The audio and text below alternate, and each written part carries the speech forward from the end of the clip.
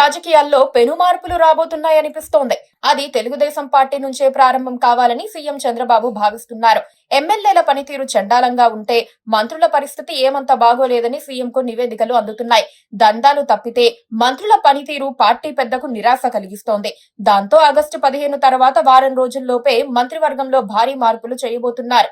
టీడీపీకి చెందిన కనీసం 5 మంత్రులకు ఉద్వాసన పలికి కొత్త వారిని తీసుకునే అవకాశం ఉంది. పైగా ఒక ఎన్ఆర్ఐ మహిళ రాయలసీమ ప్రాంతానికి చెందిన మంత్రిపై లైంగిక వేధింపుల ఆరోపణలు చేయటంతో ఆయన్ను పంపించేయాలని భావిస్తున్నారు. పయ్యావుల కేశవ్, వంగలపూడి అనిత, ఆనం రామనారాయణ రెడ్డి, గొట్టిపాటి రవికుమార్, అనగాని సత్యప్రసాద్ లాంటి వారిలో పాలనాపరమైన చొరవ లోపించిందని చంద్రబాబు గుర్తించారు. కష్టకాలం తప్పదని భావిస్తున్నారు. వారిలో ఎంతమంది పోతారు, వారు కాకుండా ఇంకెంతమంది పోతారు అన్నదే పెద్ద ప్రశ్న.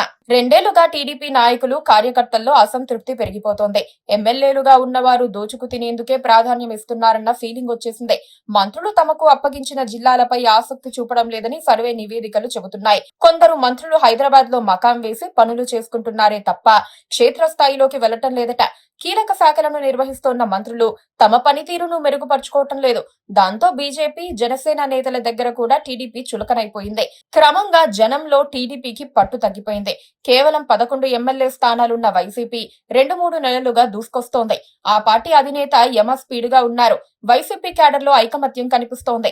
ఈ పరిస్థితుల్లో టీడీపీ పెద్దలు మేల్కొనకపోతే వచ్చే ఎన్నికల్లో పార్టీకి పుట్టగతులుండవని తేలిపోయింది. అందుకే చంద్రబాబు సీరియస్ గా ఆలోచిస్తున్నారని, కొందరు మంత్రులను మార్చితే పార్టీ ప్రక్షాళనలో కూడా తొలి అడుగు పడినట్లవుతుందని చెప్పుకుంటున్నారు. స్థానిక సంస్థల ఎన్నికల షెడ్యూల్ వచ్చేలోపు కొత్త మంత్రులు ప్రమాణ స్వీకారం చేసి కాస్త అనుభవాన్ని సాధిస్తే గ్రామ పోరులో ఉపయోగపడుతుందని పార్టీ పెద్ద అంచనా వేసుకుంటున్నారు. ప్రధాని మోదీ జమిలీ ఎన్నికలకు వెళ్లాలనుకుంటే ఏపీలో 2029 కంటే కాస్త ముందే ఎన్నికలు రావచ్చు. అందుకే ఈసారి క్రియేట్ అయ్యే కేబినెట్ ఎన్నికల మంత్రివర్గంగా ఉంటుందని భావించాల్సి ఉంటుంది. ఆనం రామనారాయణ రెడ్డి, ఫరూక్ లాంటి బాగా సీనియర్ నేతలను పక్కన పెట్టేసి కొత్త వారికి అవకాశం ఇవ్వాలని నిర్ణయించుకున్నట్లు సమాచారం. పైగా త్వరలోనే కేంద్ర కేబినెట్ పునర్వ్యవస్థీకరణ ఉండటంతో టీడీపీకి కూడా 1-2 పదవులు దక్కే అవకాశం ఉంది. ఎవరికి కేంద్ర మంత్రి పదవి దక్కుతుందో చూసుకొని దాని ప్రకారం సామాజిక వర్గాలు లెక్కలు వేసుకుని ఏపీ మంత్రివర్గాన్ని మార్చుకోవాలని చంద్రబాబు భావిస్తున్నారు.